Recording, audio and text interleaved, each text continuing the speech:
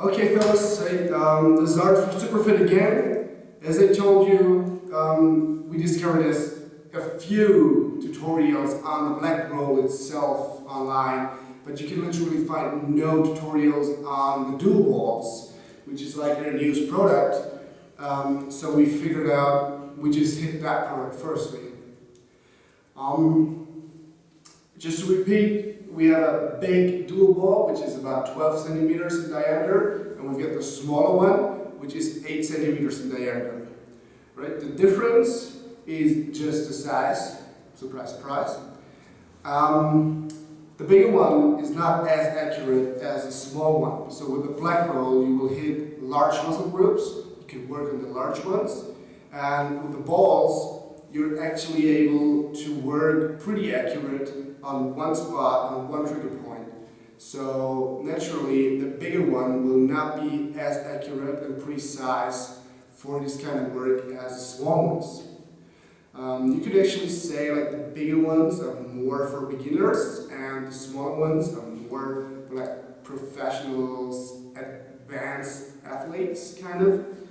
Because they will hurt more as they get deeper into the tissue, and they will be more effective, in my kind of view, than the bigger ones.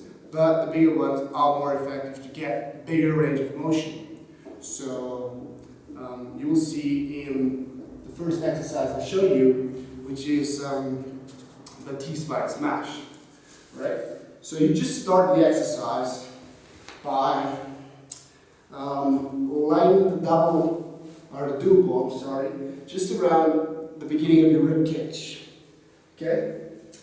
From here, you start giving yourself a big hug, because with this big hug, you will get all the soft tissue and your scapula out of the way, so you can actually deal with the moving segments of your back. Alright? So from here, you just overextend until your head touches the floor, and stay in that position until you actually feel a change in your tissue. Okay. If you do feel a change in that tissue, you come back up in a crunch motion, right? Like ab workout motion, and you will move your ass a little closer to your feet. To move up one vertebra with the ball. Okay? And then you just can repeat the movement, overextend, and stay here until you feel a change in your tissue. And then perform another crunch and move a little closer again. Okay? If you do not want to stay in that kind of overextended position, because of blood flow into your head, because you're sissy, I don't know. There's another variation of this exercise where you will start at the rib cage again. Alright, I hope you can see that. Give yourself a big hug, as I said, to get soft tissue and scapula out of the way. And then just perform five crunches, 2, 3, 4, and 5, and then you will get your ass up, move it a little bit closer to your feet, and move up one vertebra with the ball until you actually hit your neck. Okay? So you just overextend from here and do that crunch motion again. Right. You can also when you're overextended, you can also move up with your hip and then move back down. Okay? So just keep it varied. There's no wrong way, as Kelly Starrett always says in these kind of exercises. With self-myofascial relief, there's really no wrong way. You just need to do it. Okay. And yeah, just to show you the smaller balls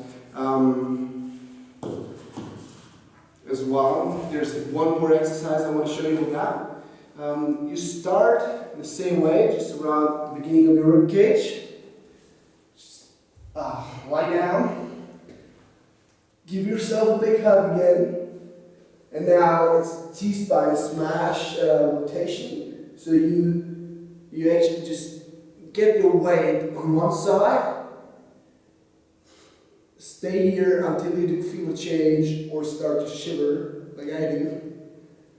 Go back to the middle and then rotate to the other side.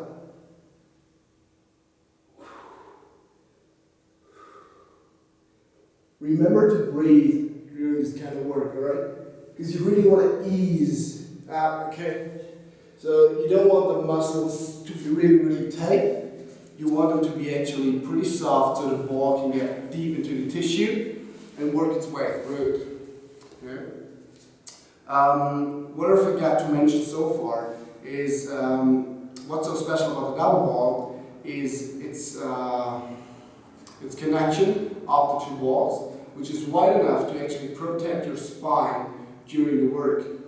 Alright? So what you can do with the double ball is something you cannot do with a single ball.